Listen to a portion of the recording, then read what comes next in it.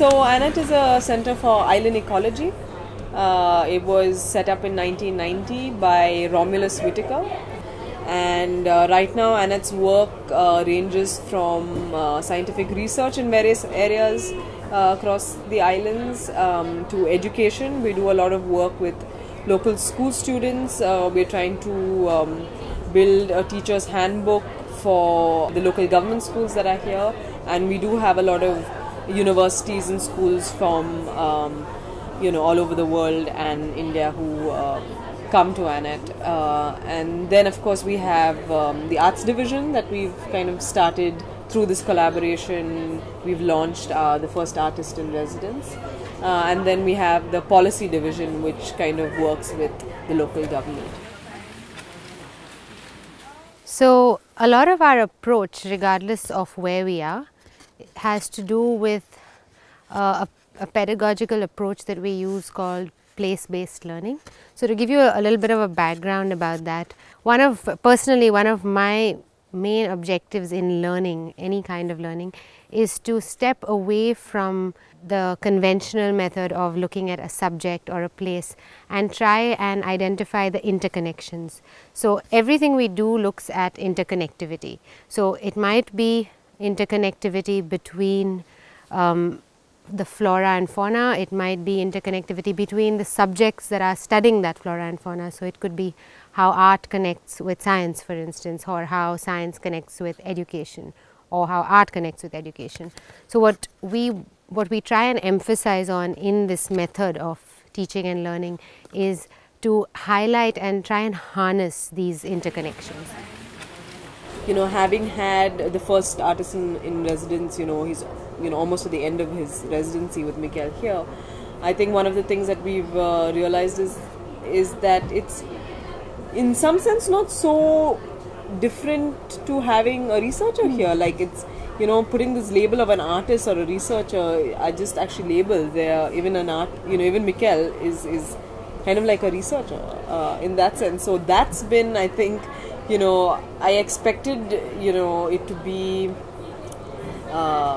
like we would have to handhold, and it's an artist, and so it would be a bit different. But I mean, at least with Mikhail, it's been from my side and I think ANET in general, an easier process than we kind of expected it to be. But of course, I think it's only once we really understand how it's been for him, and I think we're yet to understand that we'll know,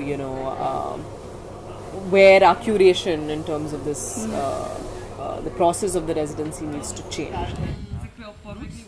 So I think the collaboration has been built on what intuitively built on what feels right, and how it's like a Rubik's cube in some sense of how we are trying to like getting it to fit together. So, yeah. Right now I think that we are taking our first baby steps into this kind of multidisciplinary joint work. And I don't know, we have never done it before, and maybe you haven't done it in this way also before, so it's a learning process, I would say. And I mean, for us being a science research station, we've collaborating with an artistic organization, and an artistic organization from, Scandinavia. It's all kind of very, very new, but very exciting, and at the same time, because of the kind of organization I think that Art Lab is, it's also very familiar. Coming to Sweden and really seeing the way you guys work, it really resonated and matched with our philosophy in many ways as an institution. Again, removing the whole science and art aspect of it, I think what really matches is the way you guys run it as an institution, and the philosophy and the I think methods in many ways that I think we are also able to somehow plug in here, and I think it's that match that first really clicked. And of course the kind of work that is coming out of Art Lab, which is which is not just art for art's sake, but it's also political. and it also has a lot to do with conservation, which is an interesting kind of match for us to really partner with.